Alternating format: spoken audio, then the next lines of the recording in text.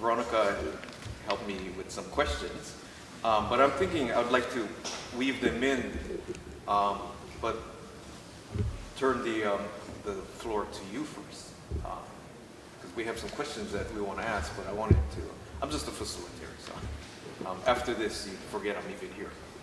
But I'd like to open it up for you. Anyone has questions right off the bat for Val? Is there a ferry terminal in Port Townsend? There used to be. Oh yeah, there is. Yes. I think there's. It used to be, as it said here, it was supposed to be the state capital. You know, there was a ferry terminal already, and they were going to put the train lines through there, but they decided not to. What did you leave out that you really wanted to do in your second film? What did I have to leave out? Oh, that's a hard question. You know,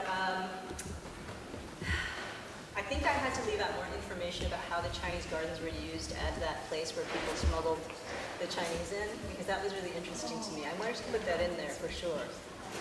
One of my uncles by marriage passed through there at one point. I don't know if he passed through legally or not, but I know he went through the Port Townsend. So I'm not sure if it was before or after the Exclusion Act. So I mean, I think I would expand that a little bit more, because I wanted to show that the Chinese were not only just victims of this violence and, you know, discrimination, but they also tried to fight back in various ways, you know, by sneaking people in surreptitiously, or there were also lawsuits throughout this entire period,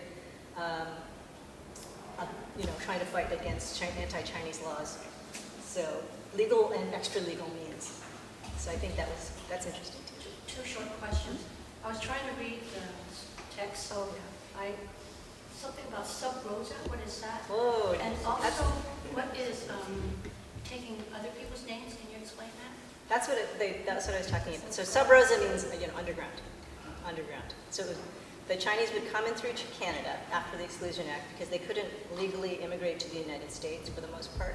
They would work in the Chinese gardens, and then maybe, let's say there were 20 Chinese guys working there at a time, but they would change. They would rotate through, but they would pretend that they were the same people. I see. So that in that way they tried to like get around these laws, these exclusionary laws. So that's Is it because we all look alike? Because we all look alike. Because the white people couldn't tell that they were different Chinese people working there. They thought they were all the same Chinese people. So they kind of also utilized that stereotype, or that unfamiliarity that the white people had in Port Townsend.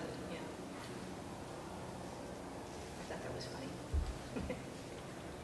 In the 1890s, were there other types of ships coming into Port Townsend, like directly from China, other than the major commercial ships or major commercial boats? Well, I know it was a major port for a long time. I'm sure there were other ships coming in. I don't know if they came from China, but you know, there was shipping up and down the coast for sure. So, because like I said, they were trying to make that into a commercial hub. And for a little while, they thought they would actually have that, you know, Port Townsend as the capital. Yeah, that didn't happen. So. I imagine that some of the Chinese, during the heyday, became citizens. Yeah. And probably it would take a lot of work, but they could be traced backwards into China, and they may still have ancestors in their ancestral village. I know some folks are trying to figure that out, and I was just reading a little panel over here. I remember there was also a Chinese cemetery in Port Townsend, and there's one headstone left. I can only find one existing headstone, which is in the video. But there used to be a whole Chinese cemetery, but it was only a temporary cemetery, a holding place, because the Chinese would die, and then they would temporarily store their bones there because they wanted to be buried back in China. So almost all of the Chinese whose bones were in that cemetery eventually sent them back to China. They didn't want to be buried in the United States. So I guess that happened a lot, right? They'll send your bones back. But yeah, so that was kind of interesting too, because there was a big Chinese cemetery, now it's not there anymore. But it's listed on the map as the Chinese cemetery. So that was what's interesting to me too, is like a lot of these places kind of exist in historical records. You know, all the little places around town where I had the signboards up, those were locations where the stores were that were historically recorded, but they weren't there anymore. They had all turned into something else. So, and same thing with the places in Seattle and Tacoma and Issaquah, and I can't go Coal Creek. Those were all the actual sites of the anti-Chinese violence that were not really memorialized in a lot of ways. Maybe in Seattle and Tacoma. Well, Tacoma's got a big park, but you know, a lot of the places are very forgotten.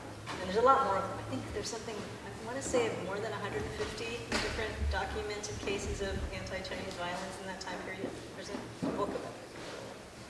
There's a book called Driven Out. Driven Out, yeah. That's so good in terms of documenting a lot of that.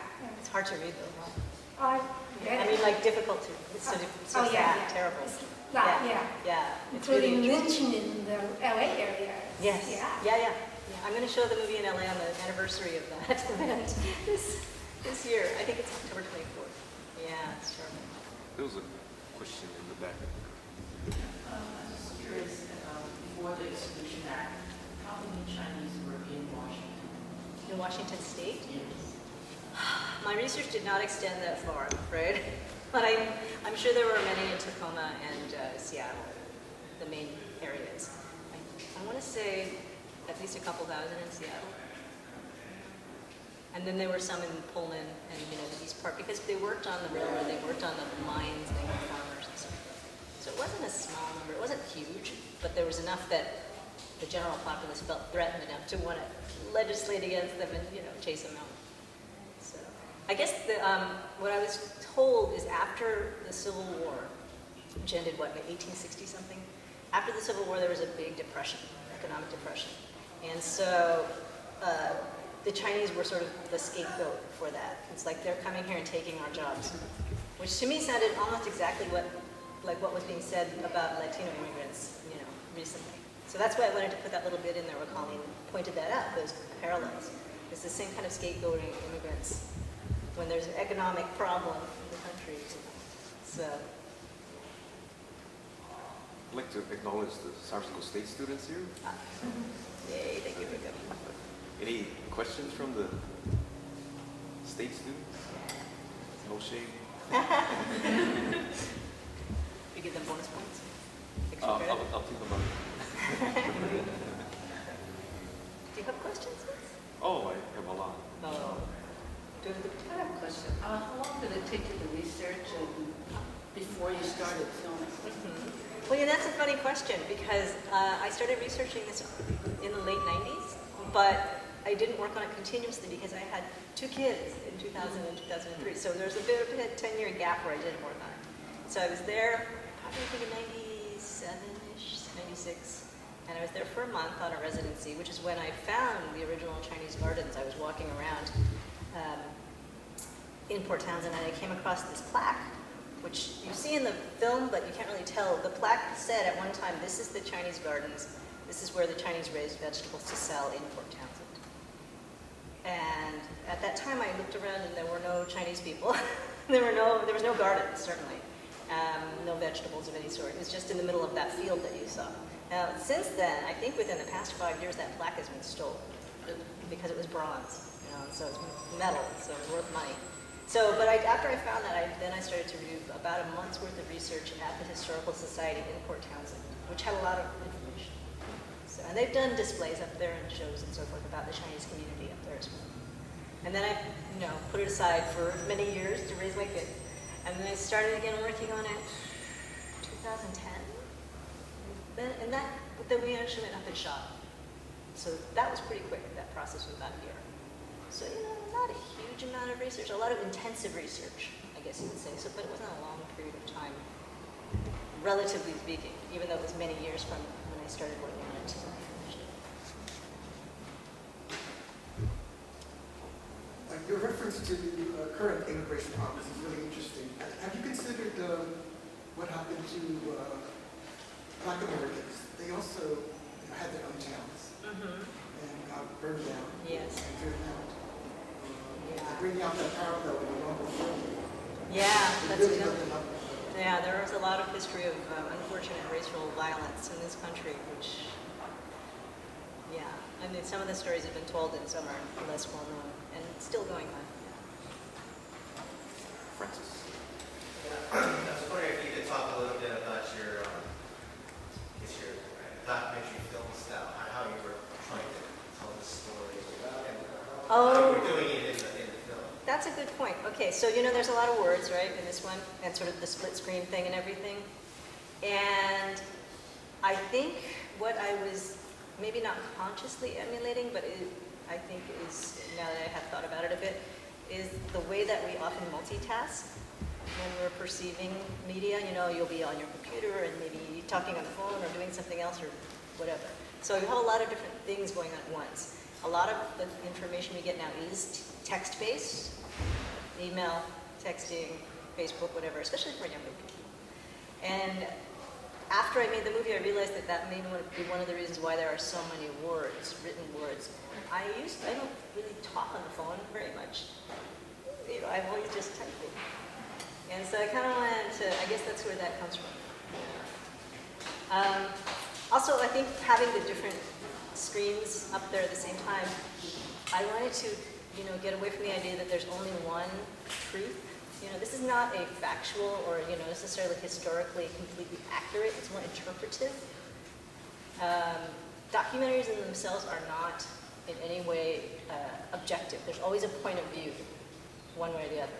And in fact, you know, it's not journalism per se. Journalism, you try to be as objective as possible and show several different points of view, right, balanced. But documentaries, you don't really have to do that, I don't think. And this is maybe what I was hoping to express too, is that there are so many different perspectives, especially on events that happened so long ago. You can't really tell. It's all fragmented. You know, you can't tell exactly what happened from that far ago. So just to, again, kind of suggest that the information is incomplete and also confusing sometimes. So, yeah.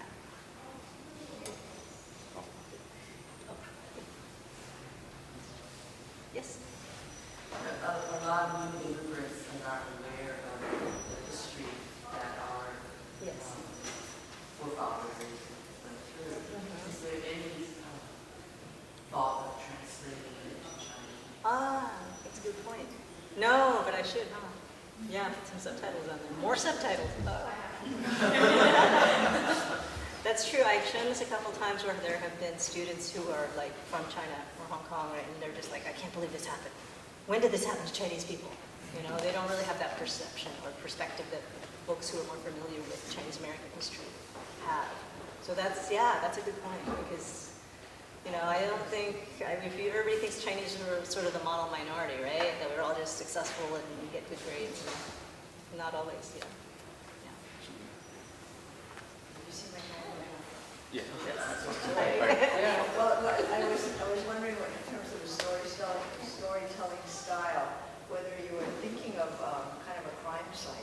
You know, sometimes when you put all of those signs, it's like, this is where it happened, that sign, and you know, we often see, well, this is what happened, or try to imagine what happened in a space that has no evidence. Yeah. You know?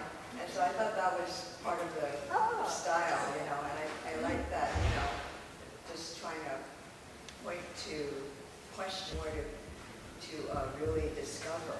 Yeah, I think like having more questions is an important part of this. To have sort of the idea that you go away wondering about what is going on is nice.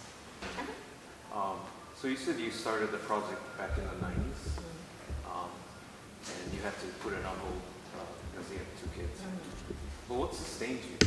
What kept you with this project the whole time? That's a good question. I mean, I think I've always kind of been interested in these sort of secret stories about Chinese American history.